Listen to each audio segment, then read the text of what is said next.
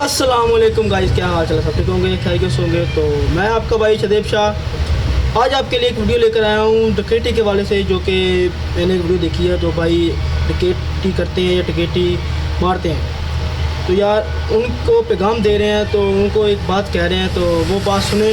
तो फिर हम एंड पे आपसे बात करेंगे इस बात के वाले से। तो आओ सुने जी वो बात क्या है।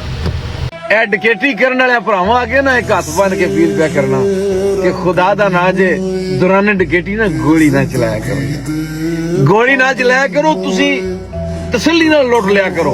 पर खुदा दा ना जे जिथे जिथे मेरी वीडियो जा रही है कोई शेयर लाजमी करे जे खुदा दा ना जे गोली ना चलाया करो। हो सकता है अगला बंदा घर दा कफील हो सकता तुहानू तो नहीं ना पता, तुहानू तो नहीं ना पता, हो सकता है अगला बंदा है ना उसकी वजह तो पूरा घर पूरा कुंभा चल रहा है, पूरा खानदान चल रहा है, तुहानू तो नहीं ना पता।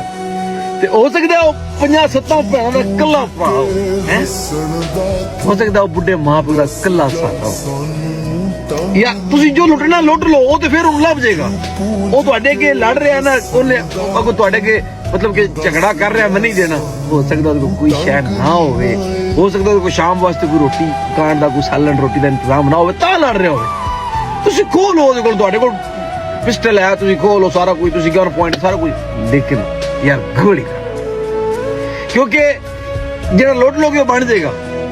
अगर तुसी मार दोगे ना तो दोबारा आत्मा ने अपील है यार तुहाडे भरावां के सारे भरा मेरी वीडियो तुसी देखदे हो, मैनूं पता है, पर यार एक रिक्वेस्ट मान लो सारे भरा, ये काम ना करो यार।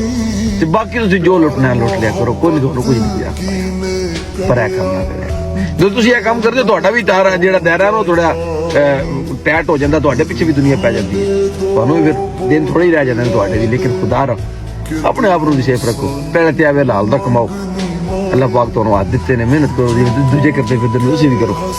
दूजी गल अगर तुहानूं फिर भी तुहाडा नहीं सिस्टम चलदा मारो ना यार, लुट लो पर हंझू पूंज के हसण दा तू दस जा सानू टंग नी माए, दस जा सानू टंग।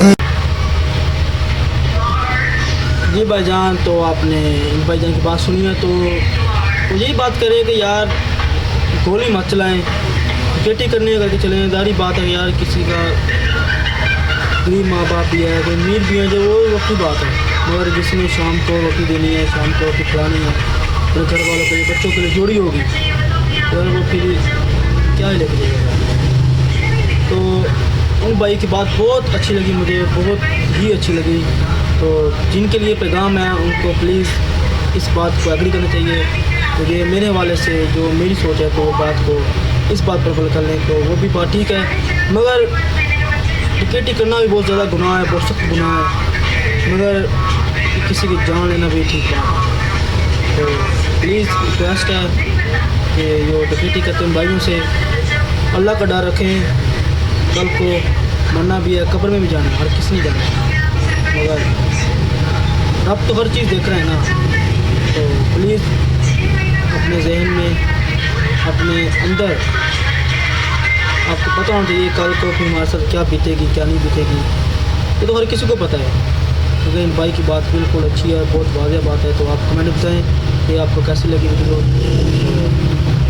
लाइक और कमेंट शेयर करके जाइएगा। ओके बाय, फिर मिलेंगे इंशाल्लाह आपको ऐसी वीडियो के साथ। ओके, अल्लाह हाफ़िज़।